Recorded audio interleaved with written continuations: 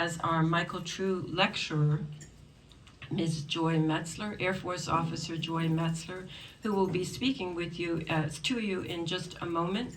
I want to say a word about why she is precisely the woman for the Michael True lecture, because Michael True, a co-founder, peace scholar, professor of English, a man of many hats, who said to me in a way that I'll never forget, I lived by the seat of my pants. He sure did, but he sure lived while he was doing it. And among other things, during the Vietnam War, he was one of those people in the community that supported draft counseling, that gave highlight to draft counseling, that allowed Americans who did not want to fight in that war to become conscientious objectors. Tonight, we are featuring an American conscientious objector. She comes to you on the heels of a US tour of Israeli conscientious objectors who have been making their rounds throughout the Northeast region, some of them through the efforts of Fellowship of Reconciliation. I think in our peace work, we do not do enough to uphold and highlight the voices in the military who leave the war machine and what price they pay and how their lives, their experiences are inspiration and example for us. So what is that famous book, it's Joy Came in the Morning, I don't know, who wrote that? There's something like that. So Joy came in the evening. Joy Metzler, we're gonna let Joy talk, that's why you came. We're gonna give you 15 minutes for Q&A, and then we're not gonna let you leave here without getting some direction on action that you can take at this moment when our country, who would have thought it, is facilitating a genocide against a people. So we don't want you to leave here until you get that. And welcome Joy, who comes to us all the way from Florida.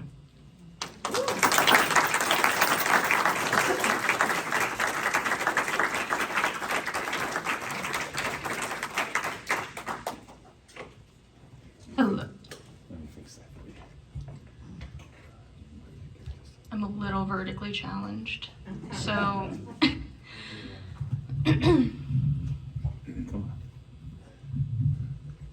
okay.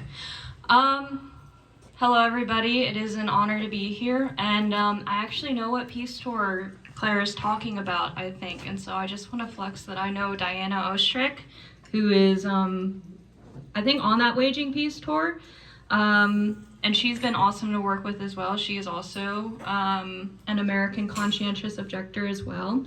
So I don't want this to at all sound like I'm the only one that's ever existed ever. I know that I am one in a very long line of people in the military who have resisted at one time and point. The other thing I'm going to mention is that I am part of the support team for the Global Samud Flotilla to Gaza. So if you see me look at my phone and panic and run out of the room, that is what that is. But they're currently docked right now, so it should be fine. Hopefully. They're in Grecian international waters right now, and the latest I heard is that they're going to be sailing again tomorrow. After the threats that Israel has made against an unarmed civilian crew of veterans. So there's a U.S. veteran-led boat, which is the one that we are helping out with, and then there are U.S. citizens scattered amongst the rest of the ships. So we are doing a lot of planning around that. I have half an hour of speaking to fill, so I don't feel like I have enough to fill that time. I'm being very transparent. I've been in these spaces for like a year, so being invited to come out and speak is an incredibly humbling experience. I started deprogramming around February 2024, so again, very, very recently. And actually I'm going to do a little bit of a demographics check. Who here is part of a military family or has been in the military? I know I'm supposed to be looking out for a Veterans for Peace member to say hi to, but I don't know who that is. So, oh well, I guess they're not here. He couldn't make it. He's going to connect with you tomorrow morning. Okay, cool. So who here is Christian or grew up in a Christian household?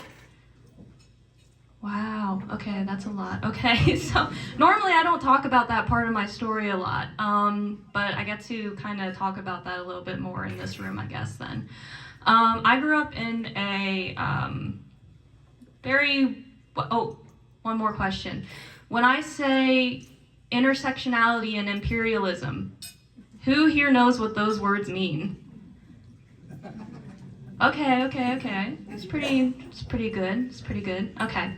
We'll come back to that later. So I grew up in all-white Christian conservative family. I was adopted from China at age 2. My parents decided they didn't want to buy a Mustang, so instead they went and adopted a child, which to this day I still don't understand why they did that, but here I am, for better or for worse. So I went to a private Christian school in rural Pennsylvania, and I'm sure most people understand what a lot of conservative Christianity looks like, which is very much, and I'll use the words of Diana Ostrich. I don't know if I'm pronouncing her name right, so I apologize to her right now if I'm pronouncing it wrong. But she said, God, guns, and country are some of the things that conservative Christianity teaches. And so my church, of course, growing up, I wouldn't necessarily consider us like cultish Christianity, but we were a Baptist church. We had no issues with people serving in the military. We had no issues with what we considered the necessity of war. And so growing up, I had learned that Israel is like the chosen, like modern day, present day state of Israel is like the chosen people of God. They're our allies in the Middle East. These terrorists are out to get us. That's another important distinction to make, is that I grew up post 9/11. I was born in August 2nd, 2001. So much of my upbringing was very much influenced by the American public's reaction to us invading Iraq and Afghanistan, and as well as the terrorist attacks on September 11th, 2001. Gosh. So a lot of my upbringing was influenced by that. Around age 14, 15, I want to say, I went to a memorial in Washington, D.C. You know, they have all those war memorials to Vietnam, Korea, World War II, etc., etc. And I swear, I really thought I felt God calling me to join the military. And I really joined because I wanted to protect people. Like, I mean, there are some people who join the military to kill people, don't get me wrong. But me personally, I joined because I thought that joining the military was the right thing. I felt like I was giving back to my country. I felt like I was going to be protecting my friends and family here back home. And I wanted to protect the people who actually went out and served and who were giving up their personal safety for our freedom back home. And I'm sure you can tell by the cadence of my voice that I don't believe that anymore. But at the time, I really did believe in it. So around 10th grade is when I started the process of applying to the Air Force Academy. Everything went pretty smoothly. At the time, I do actually believe that that is where God was calling me for reasons we'll get into later. But so the whole process went smooth. I didn't really have any doubts in my mind that I would get in, and I went to their version of basic training in June of 2019. Air Force Academy itself sucked. There's not much else to say about that. It was terrible. I had a uniquely awful experience. But some of the things that I remember really sticking out to me, although not at the time, was that we had a law class where we learned about international law. As officers in the Air Force, the intent of that, of course, is that we would be making decisions in this profession of arms on whether things were legal or not. We are the ones who tell the lower enlisted to go and do stuff, and if you go and tell them to do a war crime, that's not good. you would think. And then the other thing that we had was an ethics course, and this was about, I think I was taking this ethics course the fall semester of my senior year, and it was a morning class, and I didn't want to be there. So I didn't listen to a lot of what was being said. I actually hated that class. But a lot of the lessons that I learned, particularly one about First Lieutenant Aaron Watada, who refused deployal to Iraq because he had done research and had, considered that, came to the conclusion that the U.S.'s invasion of Iraq was against international law. And so that was something that really stuck out to me because, we're talking about Kant, we're talking about the trolley problem, I'm falling asleep because who cares about these things? But once we got into the application, that's where I was kind of like, okay, maybe this is a little bit applicable.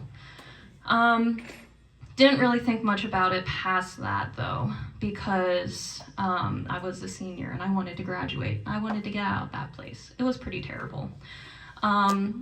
The one other memory that I will share from the academy is just to kind of demonstrate the kind of person that I was while I was at the academy, and the kind of person you have to be to succeed at a military academy. We would often have briefs in like big old lecture halls where they'd pull in an entire class and they'd show us stuff and everything like that. And most of the times they're snooze fests. So sometimes the speakers try and get us really hyped up and excited for whatever the brief is about to be.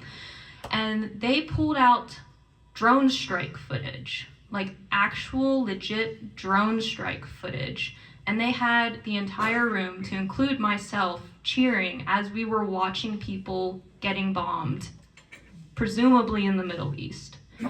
And that is something that sticks with me to today, because it is a stark reminder of the kind of person that I was not even like 3 years ago. That is something that I referenced in my conscientious objection application, actually, as something that I still carry with quite a great amount of shame, because you reach a level of dehumanization when you're in the military that I don't think a normal person can really relate to. Because if you're going out to kill large scores of people, then you can't view them as people anymore, right? Well, anyway, a few things happened while I was in the military academy. I wanted to be a pilot. Ended up getting medically disqualified because of some mental health issues, and that was a whole big thing. But I got lucky enough to where I was able to go to graduate school directly after. So I went to Georgia Tech to finish my master's in aerospace engineering. And of course, I graduated in 23. We all know what else happened in 2023. October 7th happened. And my first reaction, of course, was, oh my gosh, are we going to go to war? This is about the 5th time I've had this question of, are we going to go to war within the last 5 years? And as someone who had grown up not even knowing that Palestine existed, I was, of course, like, oh, Israel, it just had their 9/11. Oh, no. And so, of course, based on everything I'd learned, my initial thought was to say Israel has the right to defend itself. And didn't really think much more beyond that. I was working on a degree at the time, and so I didn't really want to think about it. Fast forward to February of 2024. Senior Airman Aaron Bushnell walked to the steps of the the Israeli embassy in DC, doused himself in fuel, and lit himself aflame. And this was something that shook my entire world. I've been seeing footage about what was going on in Gaza before this. I had been seeing the destruction that had been coming out of Gaza. And I had just been ignoring it because I didn't want to look at it, because I thought to myself, that's what war is, that's just how it be sometimes. And then, so it took Aaron Bushnell, someone being within my own community, to care about what was going on, for me to start actually saying, okay, maybe there is more to this. And so I started looking. I started looking at the videos that came across my screen. I started reading articles about what Israel was doing in Gaza. And not only that, I started reading the 100 Years War on Palestine. And that is when I realized oh boy, Israel's been doing this for years. The other interesting thing that was happening simultaneously, along with me understanding what the situation looked like, was I started taking, and this is something the military never wants you to do, I started taking what I learned from the Air Force Academy and applying it to what I was seeing. And I realized that everything that Israel has and had been doing all constituted war crimes under international law. And whether you believe in international law or not, I mean, that's still a pretty low bar to hit if they are breaking international law that already is kind of a squishy sense of justice. And so at the time, I still believed in the US, and I was like, oh, well, certainly someone will do something. No, it didn't. No one did anything. And we were under a Democratic president at the time, and so you can't even blame it on a specific party. Bombs kept going over, bombs kept dropping. Some of my friends, Larry Haybear, if you recognize the name, he was the airman who staged a hunger strike outside the Capitol. He was loading bombs onto planes to go over to Israel, and he said, I'm not doing this anymore. Juan Betancourt, he felt the same way. He was also in the Air Force, felt complicit just by being in the Air Force, and eventually I got to that point too. So, sorry, I ate too much mac and cheese. I met Veterans for Peace at a student demonstration at Emory University. So around that time, I'm sure you remember, all the student demonstrations were happening, and Emory University was in the news for having their encampment violently torn down. If you heard about a professor getting tackled to the ground, that was Emory University, and that was 30 minutes north of me. So I decided to go check them out, see what was going on. That was my first introduction to the activist scene, and I stuck out like a sore thumb. Like, I had no idea what I was doing. I went a few times. I kept going a few times because I figured, well, one of these times it's definitely gonna work, right? And luckily for me, Veterans for Peace happened to have an active chapter there, and they showed up to protests in solidarity with the student movements. And I said, you guys, you'll probably understand where I'm coming from, because I was still active duty. And I felt very strange going up to people saying, yeah, I'm in the military, which in some way is directly responsible for the very thing you're protesting. Can I join your group? So when I realized that Veterans for Peace existed, and when I realized that there were people who had made mistakes very similar to the ones I had made, and were still in the movement, and still had a space in the movement, that gave me the confidence I needed to really continue pushing forward. So they had like an appeal for redress. It's still up. It's modeled after the one, I believe, that was written against the war in Vietnam. And so I went and signed it. I didn't know what else to do at the time. So it went off to my congressional representatives, to which they wrote back, well, Israel has a right to defend itself. And I was like, okay, well, but what else? The other person who responded to me was Mike Ferner, who is still a very active participant in Veterans for Peace. And he said, hey, I saw that you're against this. Do you want to write something about it? And I was like, I love writing. Sure. And so that kind of started my, I call it my big mouth era, where I started writing about the things that I had learned, because very clearly everything Israel had been doing had been violating the very principles that I was taught at the Air Force Academy, which did not, that amount of disagreement between two things that I understood as true meant that I had to accept one or the other. And the one that I ended up accepting was that, well, the US doesn't care about the laws that it sets out to protect. And so I started writing about that. I made it very clear, like, I don't agree with anything the Air Force is doing, and therefore I will be applying for conscientious objection. I had a very long period of time where I had to really consider whether I fit into the box of conscientious objection. If you don't know, the term is thrown around a lot, but there's a lot of very specific nuances that people have to understand as they're applying for conscientious objection. The main one being that you have to be against war in all forms. And that is difficult for some people to meet. That's a difficult criteria for some to meet, and it was difficult for me to meet for a while. I eventually ended up having to use a lot of my Christian background, which to me, as I was starting to fully understand my faith, was that God is telling us to love everybody, and that means not going overseas and bombing them because the US told me to. And saying it out loud now, it feels like a very simple thing to say, but there are still quite a lot of Christians in the military who do not make that connection. I had a very rough talk with my dad. I considered him the reason that my faith is so strong now.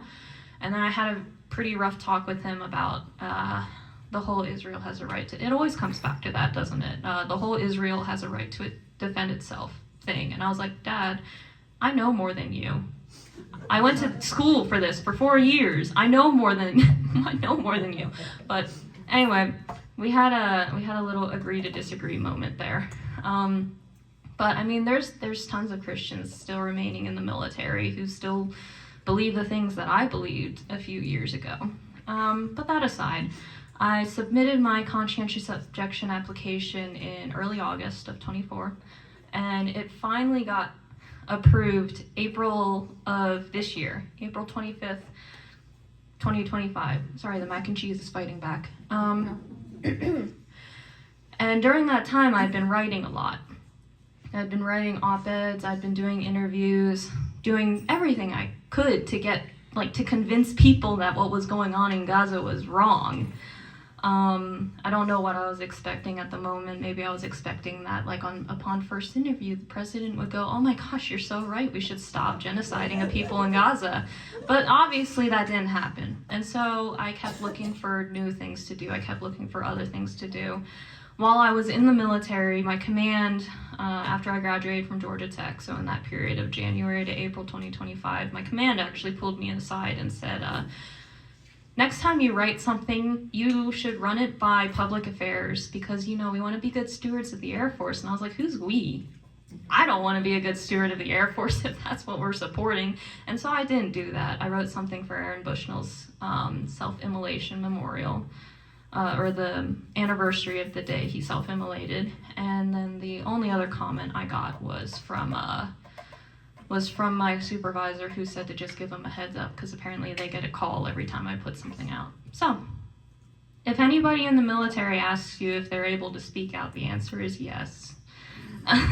And your leadership might not be happy about it, but we can provide a lawyer that will get them to back down because everything I was doing was well within my legal rights. But that aside, finally got out, was thinking to myself, okay, what do I do now? The genocide has not stopped. In fact, it is only getting worse. I was ready to put on my uniform and go and do the same thing Larry Haybear did until I dropped dead on the steps of the White House. Thankfully, Mike Ferner came along again, and he said, hey, we're planning a fast in New York City. Do you want to join? And I was like, that sounds like a better idea than what I was planning. So myself, a few other Veterans for Peace members, we all got suited up. We went to New York City. This is about, it was May 28th to June 30th or something like that.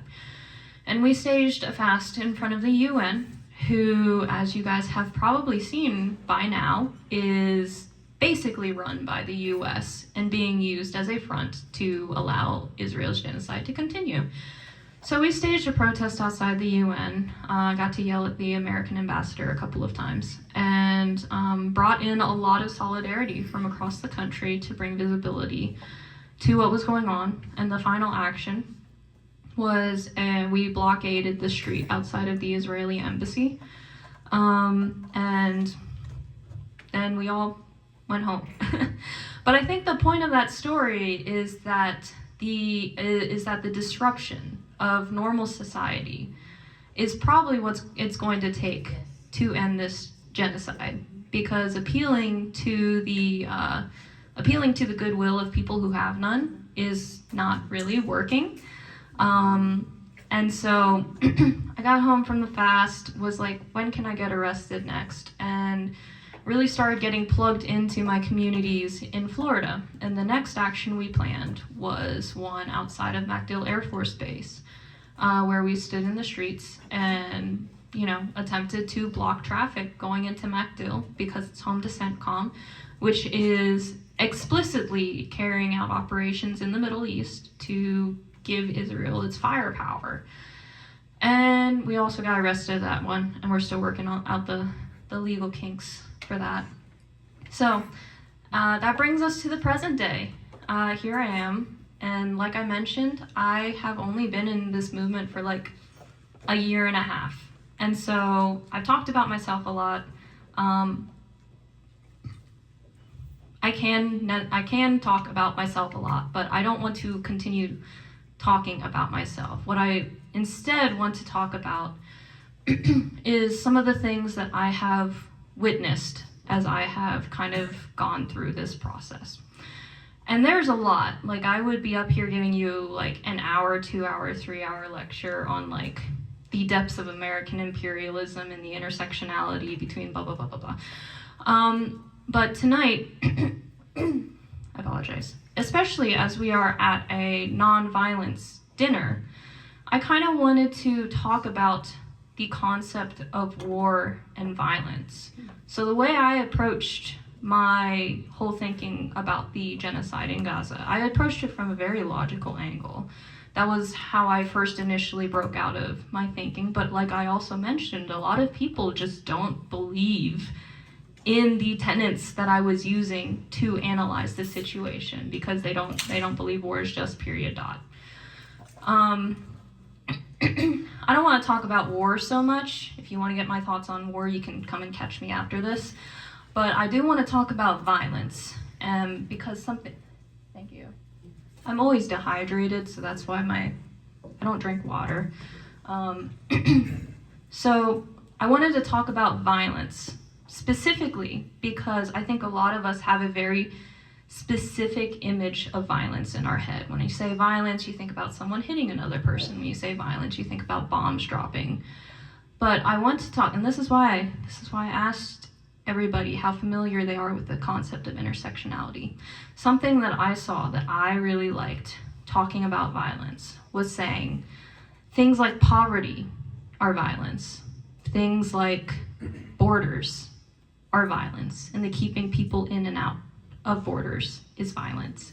Poverty is violence. Our jail system is violence. My word, I just experienced how bad our jail system is. And I like to consider myself white adjacent. And so I know that what I experienced in that jail is a fraction of what people, particularly Black communities, experience at the hands of our prison industrial complex. And then of course you have the regular, the US imperialist empire spreading across the world type of violence. And violence doesn't have to be us actively dropping bombs. Violence can be my buddy on the border between Ukraine and Russia, pointing weapons into Russia to try and get a response from them. And so tonight, as we talk about nonviolence and we talk about the horrific things that are going on in Gaza, because they're beyond words at this point. Calling it a genocide is not enough to describe the actual atrocities that are being committed by Israel right now. It is not enough to describe what is happening to the people in the West Bank right now. So when we talk about violence, we have to remember that this violence that the US is enacting, that Israel is enacting over there in the West Bank and Gaza, it always comes home here. And we see it in the racial profiling of ICE agents that are being used against our Latino communities, that are being used against our minority communities. We see it in the prison industrial complex, which profits itself off the labor of Black people who, as our progressive leaders would like us to believe, were emancipated years ago. But that's not really true, is it? They are still very much experiencing discrimination. They are very much still experiencing oppression from the system that this country has created to keep them there. And that is no mistake. It is no mistake that these are the same things that Israel employs against Palestinian people in Gaza and the West Bank. And so, I'm gonna end my little soapbox spiel by saying that what our work is doing, what this nonviolence peace work is so much bigger than just stopping wars.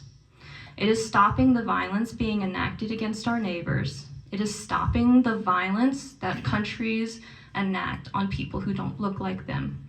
It is stopping the violence against our minority loved ones. It is stopping the violence that keeps poor people poor while the rich continue to get richer. And of course, it is also stopping the genocide in Gaza. And the reason that I have been so focused on the genocide in Gaza is because I see it as the linchpin. I see it as I think it was, Angela. My mind is blanking. Angela Davis. She said that Palestine is the litmus test. And I want everybody to consider that if we cannot stop a genocide in the Middle East, how are we going to stand up against the institutionalized racism and violence that is being committed against our friends and families here at home? And so, with that was a pretty heavy note to end on. So I'm not going to end there. I see it in your faces and I feel it in my heart, but that was a very heavy note. I want to say the other thing that I've seen on my journey is it's not just been the US imperialist machine is so big to how do we even begin fighting against it. It's not that the prison system is still believed in by so many Americans. It is not the fact, well, it is the fact that Palestinians are dying on the daily, but that is not the only thing that I have been seeing. I have been seeing the tireless spirits of people standing next to me who have been fighting this for much longer than I've been alive. The tireless efforts of the Palestinians, including one man that I help support on the daily, whose resilience and whose ability to love better than most Christians down south. It is seeing the long line of military resistors that have come before me. And I want to express today that even though I might have been chosen as the speaker, I speak on behalf of all the people who have come before me. And as I told someone else, I tend to get lauded a lot for standing in roads and not moving. I know it's a funny thing. But as I told him, I stand on the shoulders of giants, as do we all. This is not the first time. Maybe it's the first time that's been live broadcasted. Maybe the weapons are a lot more extreme than they have been in the past. But this is not the first time that we have had to fight against a Goliath, so to speak. And I believe that we will see victory. I believe that things are so bad right now because we are winning.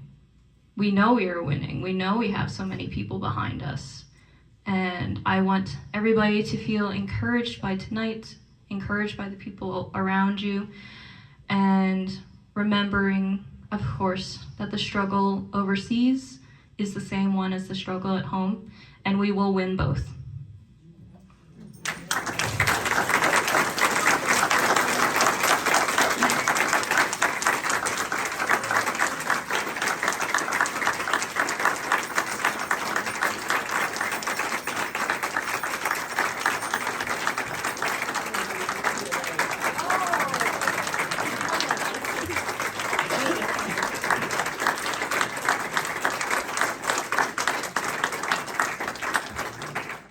You guys had questions, so if you ask me a hard question and ruin that ending, we can talk outside after. Well, we're gonna just take about 5 or 6 minutes for questions, but please, or responses or whatever. Yeah, go ahead.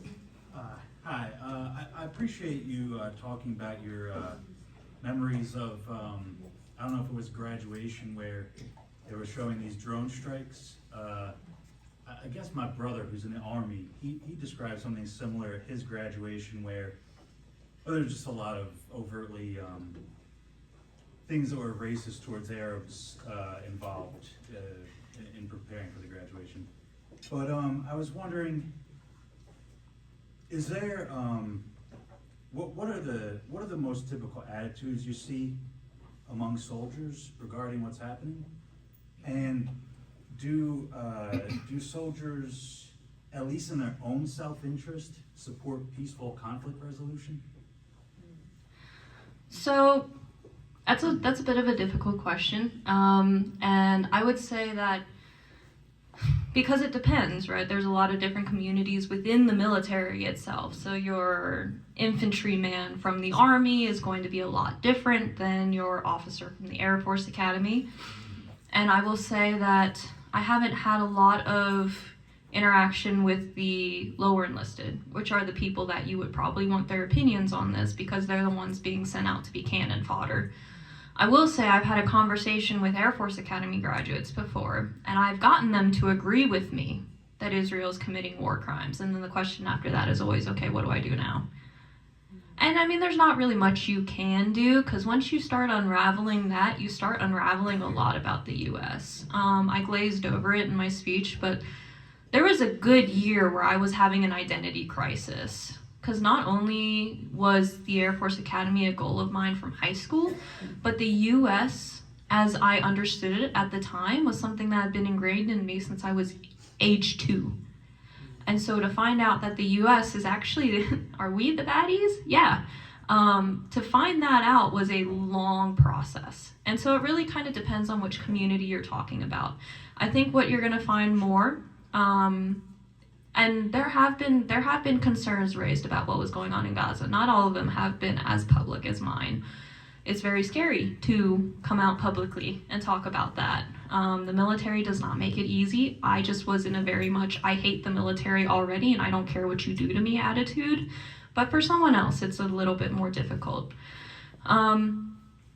So there have been a few people, and you can kind of get those stats from the Center on Conscience and War and the GI Rights Hotline, which are two of the main counselor providers for people in the military who are looking for options on maybe not even necessarily how to get out, but if they're given an order that they feel is illegal, they need counseling on that, right? Because goodness knows an E3 isn't going to go up against, a lower enlisted isn't going to go up against his officer in charge. Very, very rarely does that happen. So what you're mostly going to see happening today, in particular, are National Guardsmen who are being deployed against their own people saying, well, I didn't really sign up for this either. That's what most of the calls today are about. Not necessarily about Gaza, because the problem with Gaza is that if you weren't loading weapons onto a plane, you might not feel complicit. I did. I don't know if I would consider that lucky or not, but I felt very complicit just by wearing a uniform. But there's a lot of other people who did not feel that same way. One question here and another question here. Go ahead. I was at the People's Conference for Palestine in Detroit 2 weeks ago, and what you were saying about Gaza being like a focal point, they turned it to Gaza as the compass. But the thing about winning is that it's the big focal point because Empire is scared. Empire knows if we don't crush this, it might overwhelm us. So that's the good news, that Empire is very scared right now that they may not win. They will not win. Right.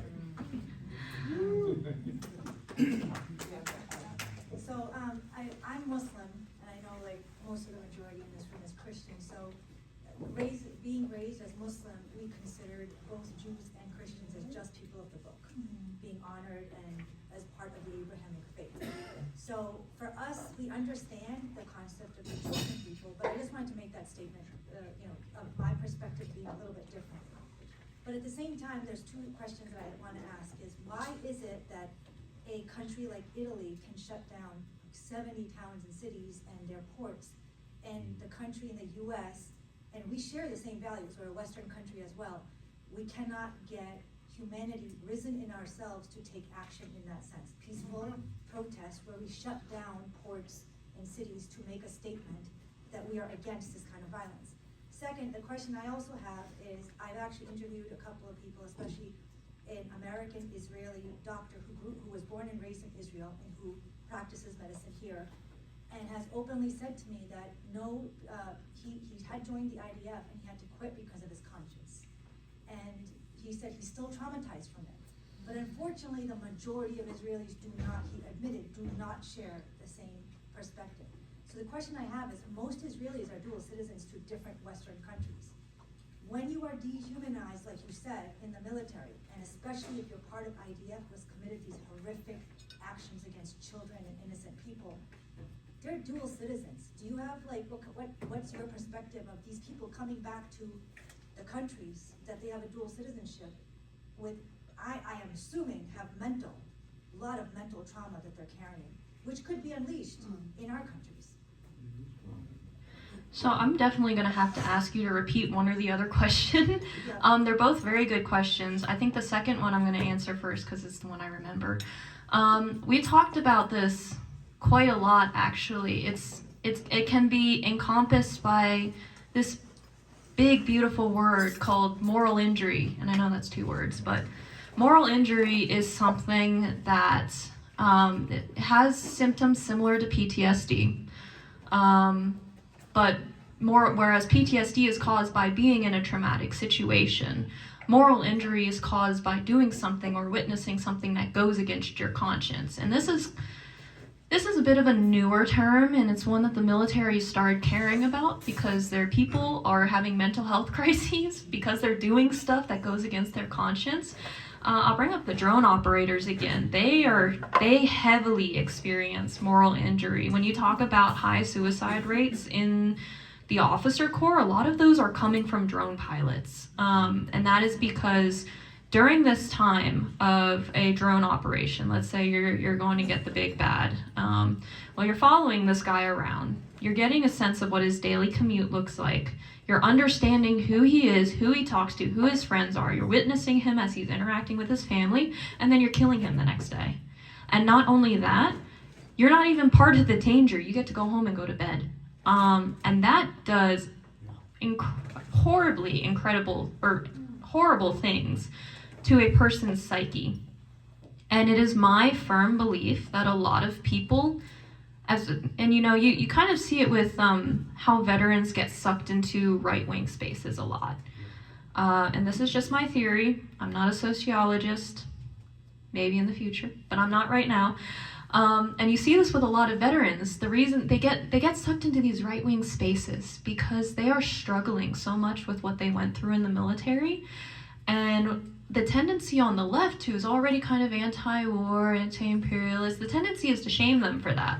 And so they go to the side that's going to accept them for who they are. And that's not necessarily a good thing either. We need to help them come to terms, come to grips with that. It's the same with IDF soldiers, how so many of them are committing suicide because of the things that they have seen and done. And that is not to say that is an excuse. Like, let's not have sympathy for that the person who shot a child. But that is a reality of war that we have to understand and come to terms with, is that these veterans are coming out of these war zones, not only having seen horrific things, but having participated in them.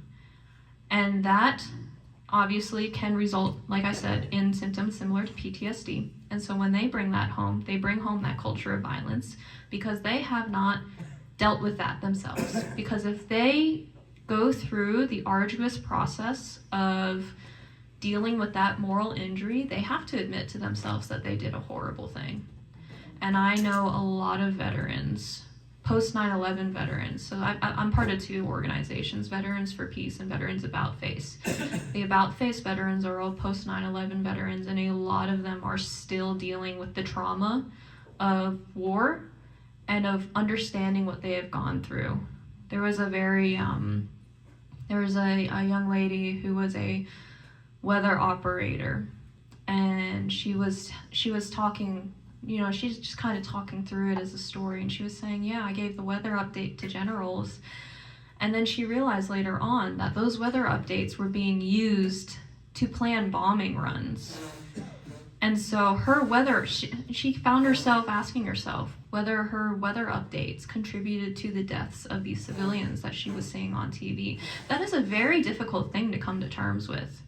I've never deployed, and people call me a fake veteran for that. I've never even deployed, and I still struggle with that because some of the engineering work I've worked on has been weapons. What are those weapons going to be used for? I don't know. Hopefully, they're not going to be used to plant gardens, that's for sure. And so that is something, and someone mentioned it to me earlier, that, like I said, it's that concept of military violence always comes home. Not a single one of our generations in the U.S. has been untouched by war. And that continues to hold true for my generation. And so I got out in time, but what about the rest of my friends? Well, they're going to be sent off to who knows where, and they're going to come home. They're going to come home with moral injury, PTSD. They're going to come home with disabilities, physical injuries, and they are going to take it out on the people around them because the military is not there for the well-being of its veterans. The military is there to continue pumping out new killing machines. And so when they come back here and they don't have the support they need, they will turn that violence to other people. And so that, I think, is the answer to your second question. I don't know if it touched on your first at all. The first one is, honestly, I feel like we should have been Italy, not Italy first. And I want something like in our country to do a protest like Italy has done. This is going to get a little bit theoretical as to my personal reasoning why. So I think you and I should talk after that. But like I said, I hang out with a lot of Marxists, Leninists, Maoists, and they have a lot of different ideas on why this is the case. My personal opinion is just because we cannot sacrifice our own personal comfortability. And this is something that we as Americans have to come to terms with, is that as we sit in this room talking about the genocide in Gaza, we directly benefit from it. And we directly benefit from the genocide in the Congo, and we directly benefit from the genocide in Sudan. And that is something a lot of Americans have to come to terms with, is that if we are going to stand up against these great injustices in the world, we are giving up, not that we're not doing it as Americans, we are actively sacrificing our identity as Americans to stand up against the very thing that our country is profiting off of. And I'm not saying that you have like stocks in Lockheed or something like that, you're gonna lose your thousands of dollars in Lockheed, no. But like, look at your cell phone, for instance. I mean, the materials from that come from like a country that the U.S. has destabilized. All those oil prices that people are complaining about, yeah, those are influenced by Middle Eastern political policy. Trump wants to put his new Riviera, sorry, I had to keep a word back. Trump wants to put his new Riviera in Gaza. And so our politicians are like benefiting from that, but so are we personally as American citizens.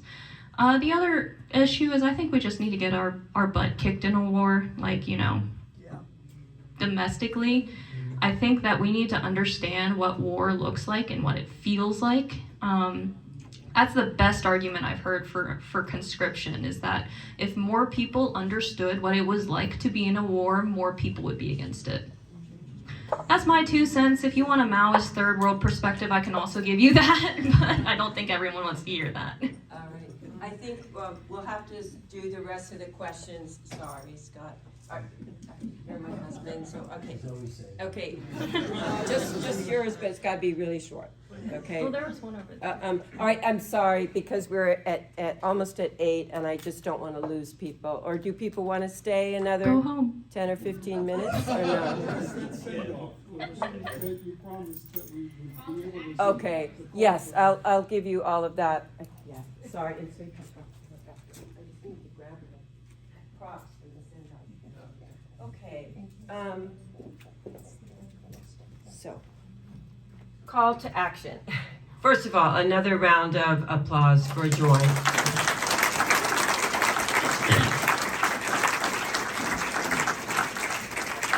we're really grateful, Joy, that you've traveled so far to be with us, and let's really keep those military people who are leaving the military in our consciousness and support them.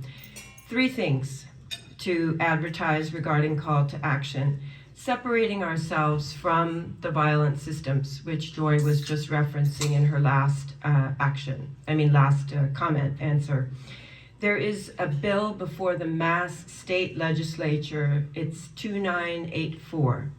And Mass Peace Action has a campaign to get the bill out of committee. This is a bill that calls for divesting the state pension funds from military companies in Massachusetts, at least 5 of which are directly engaged in the genocide in Gaza.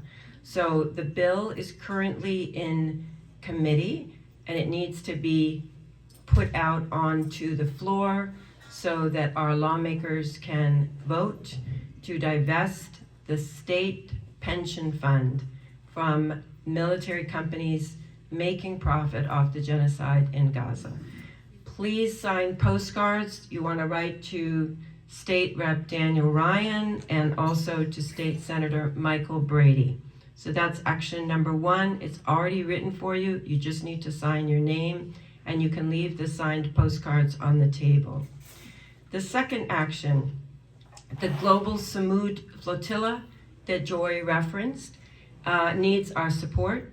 They have been subjected to bombing as they have tried to go with their 30 ships. These are citizens from across the world breaking the humanitarian blockade, and Israel does not want them to succeed, so there have been bombardments of the different boats.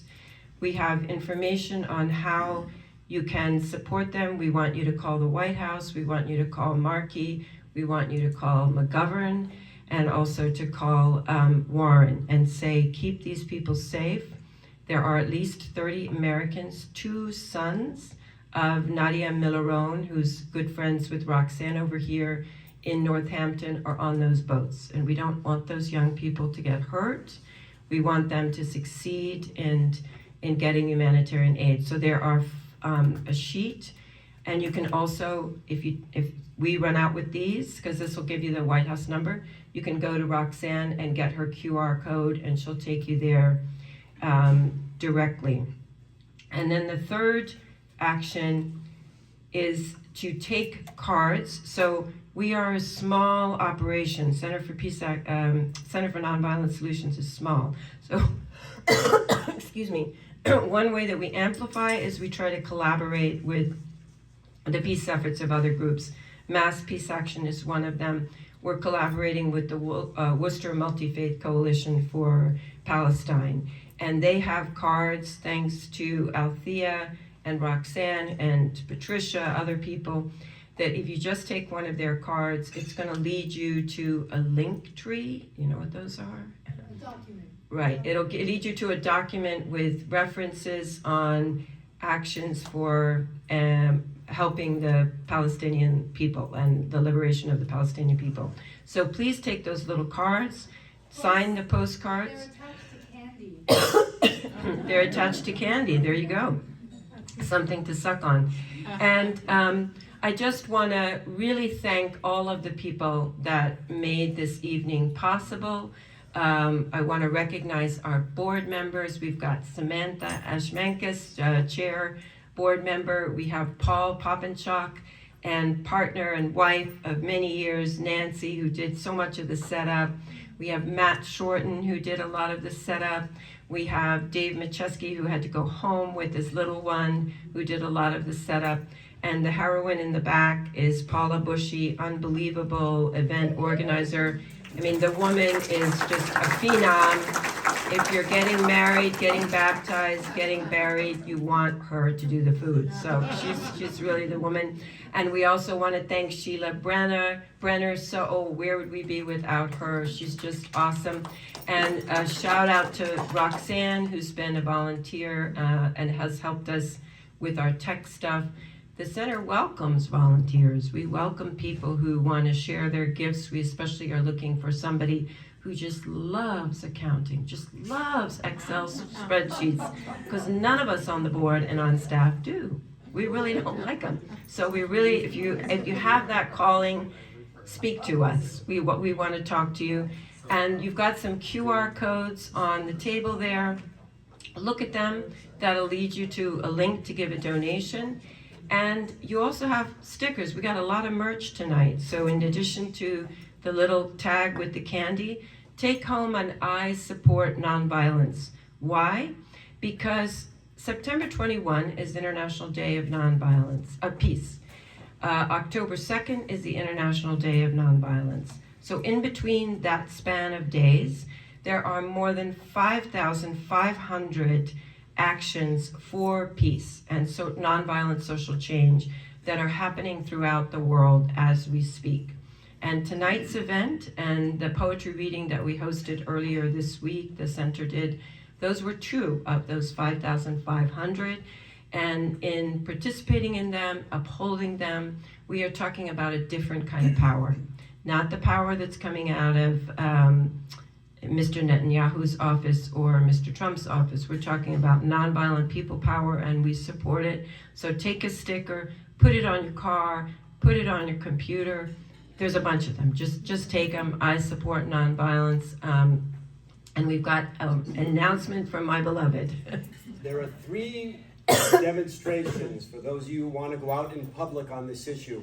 One is every Tuesday, there's a peace demonstration at Lincoln Square, and it's from 3:30 to 4:30, and overwhelmingly positive support on the Gaza issue, by the way, from the public. If you have questions, talk to Elsie Osselman right here. Yeah. On every Friday, there's a demonstration at noon at the Federal Building, and that also often has a focus on Gaza and on nonviolence. And if you have any questions, you can ask Claire. And then the third demonstrations, which are incredible, Jeff Conlon is going every single, at least 6 days a week, 5 days a week, for an hour and a half at the corner of Park Ave and Highland Street, holding signs about the genocide in Gaza. So there are a lot of opportunities. And I just want to point out, he's joined by Gabriel, who's That's heading right. to New York to protest Netanyahu. He's leaving at 2:30 tomorrow morning, in the morning, to take the bus to New York. So there's a lot of opportunities out there. And also, please take food when you go. Yes. There are containers to take things in the, Paula can direct you to them. Please take desserts and other food. Okay, board, did we forget anything? Board members? Okay. Call Okay. out for volunteers for social media.